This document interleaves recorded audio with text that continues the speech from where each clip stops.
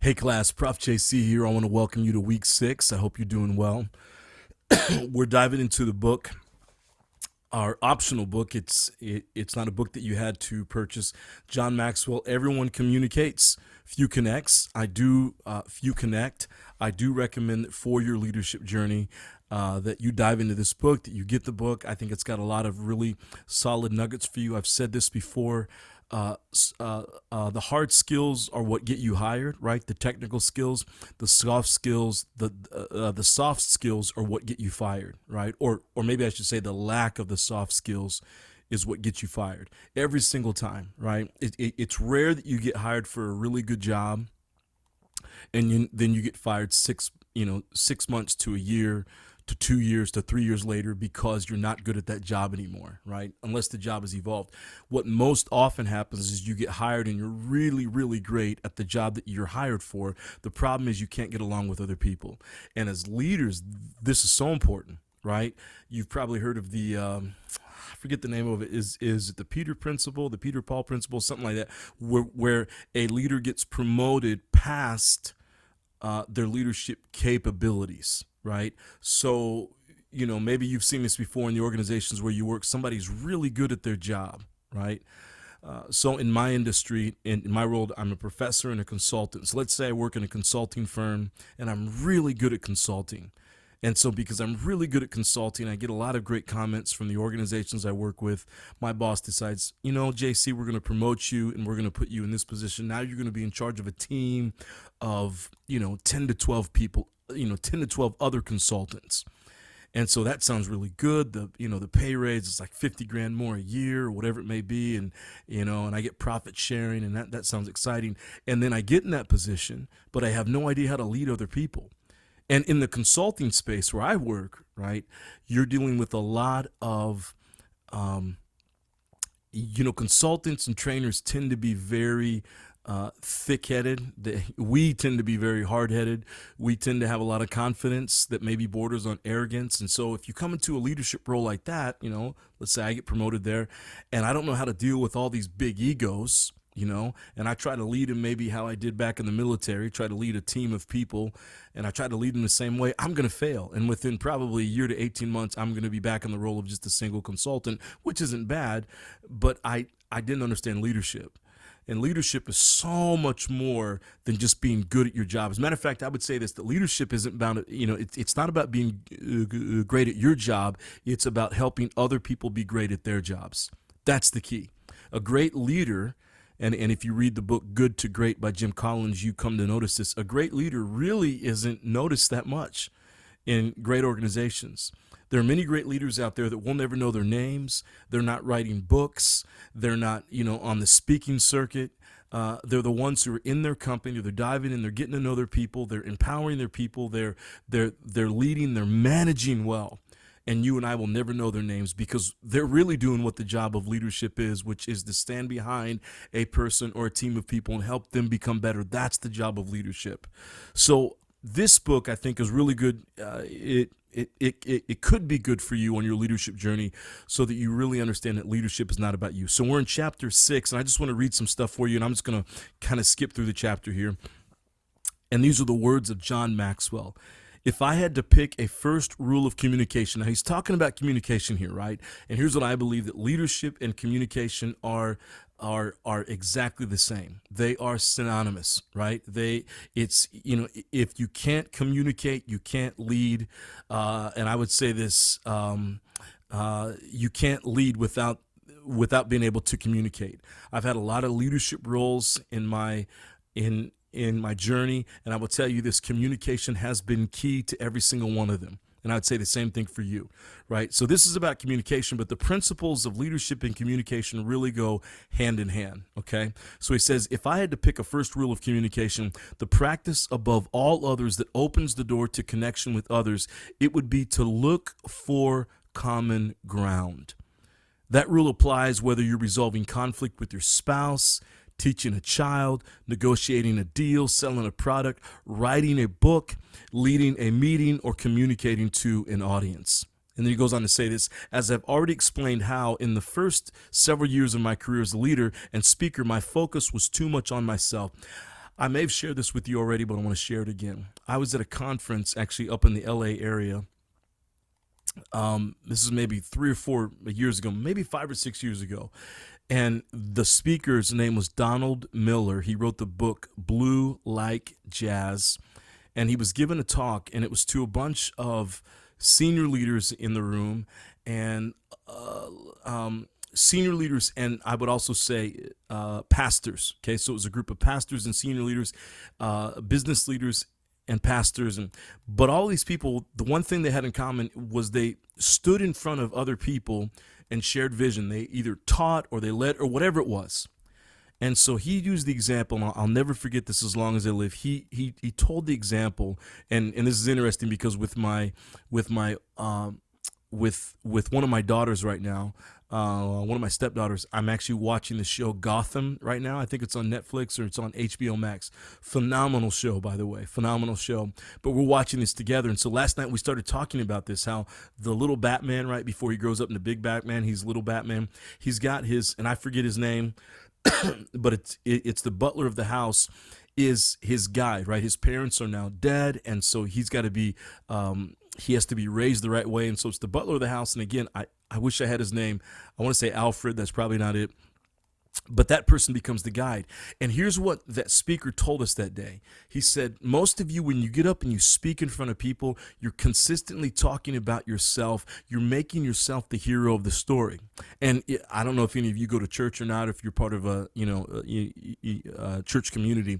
We've all heard pastors that do that. They get up and they just talk about themselves and talk about themselves. I had a pastor I worked for several years ago, and it was a little church because, of course, it was. And the guy would get up there and just tell story after story about himself. And the problem was, okay, in every story, he was the hero. In every story, it was I'm big and I'm this, and the reality is he wasn't.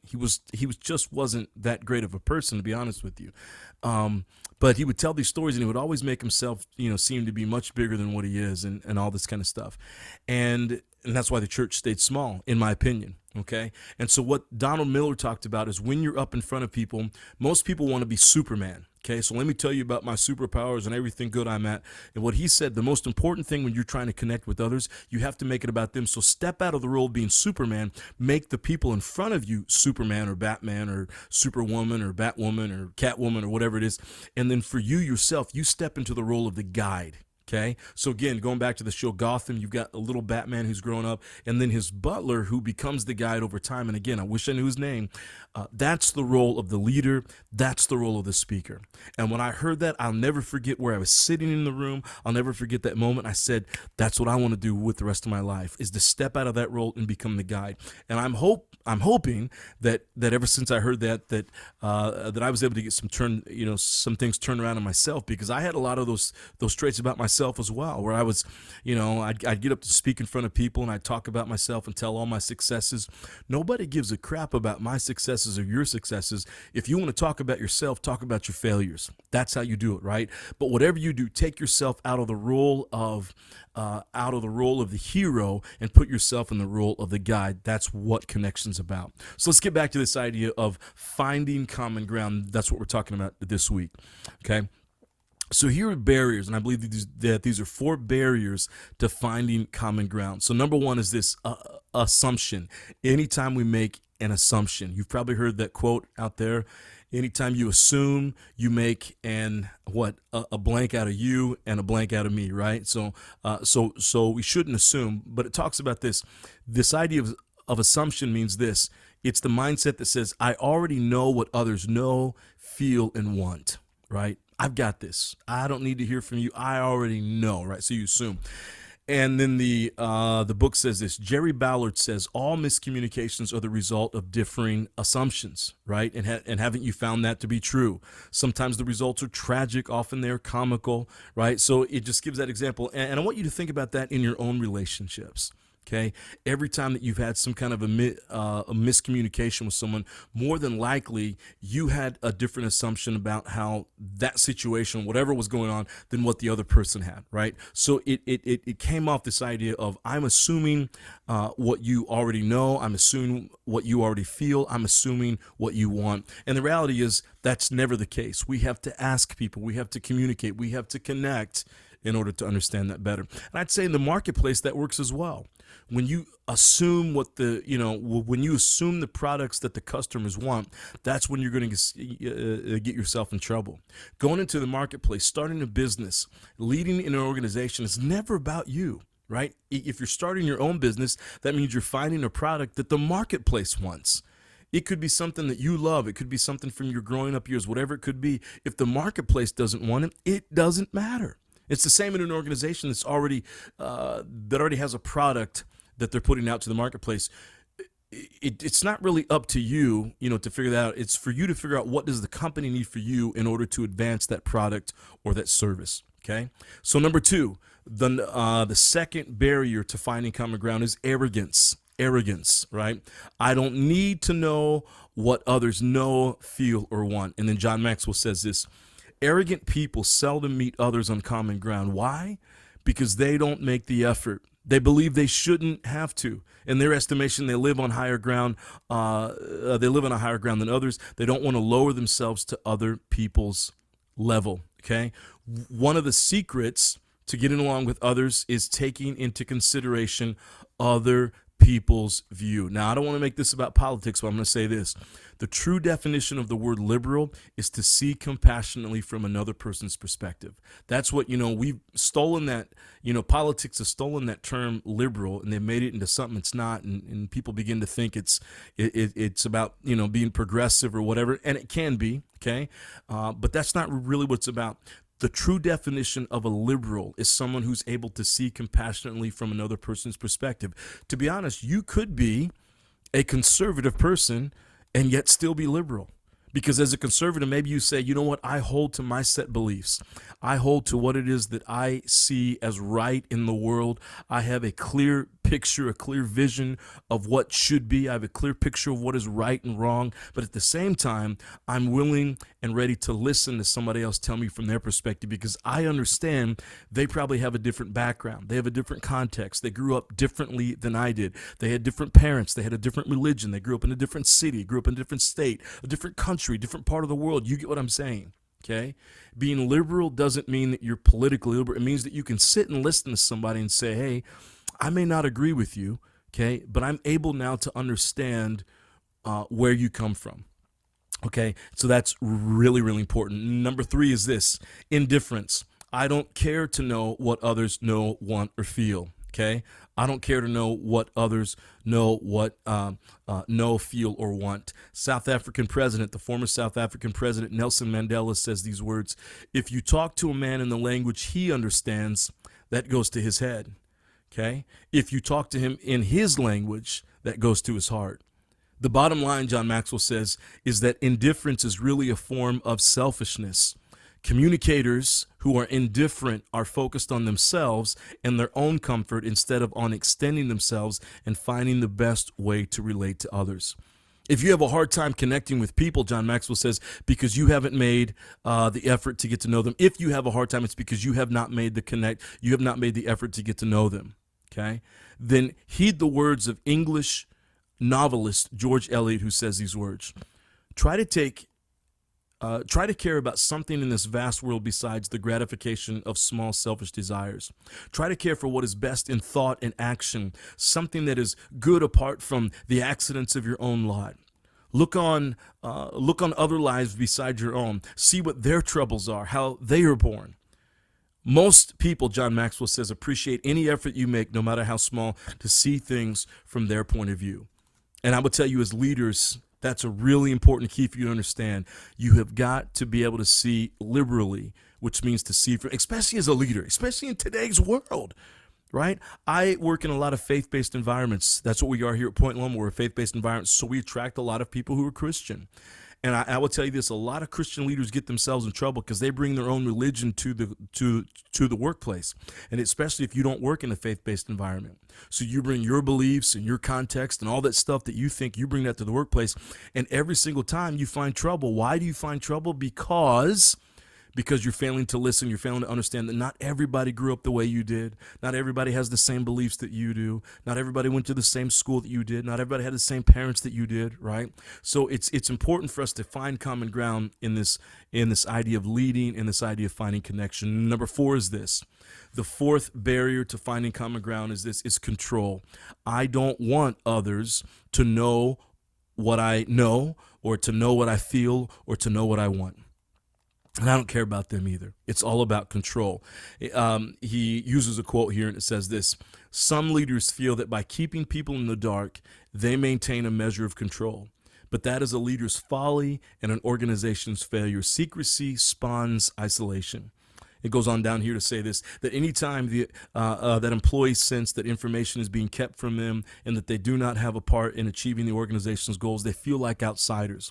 As a result, their morale drops, and so does their performance. Likewise, when an audience member sense that a speaker is holding back or prides himself or herself on being on the inside but doesn't include the audience, people feel alienated. It's all about making it about other people. It's about finding common ground.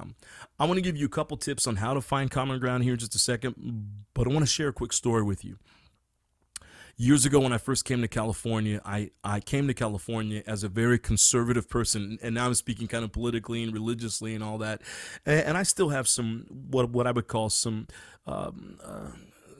probably compared to some people, I have some conservative views. But I came with Uber. So, for instance, and I'll share this with you transparently, my parents got most of their news from a show on TV. It was from the Christian Broadcasting Network called the 700 Club.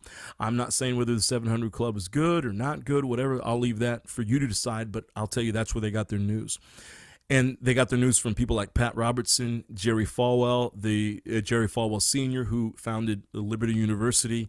And so you can imagine kind of the worldview that they have. And again, I'm not judging that worldview. That's just the worldview that they had. Now, I grew up in that environment, so I had that same worldview.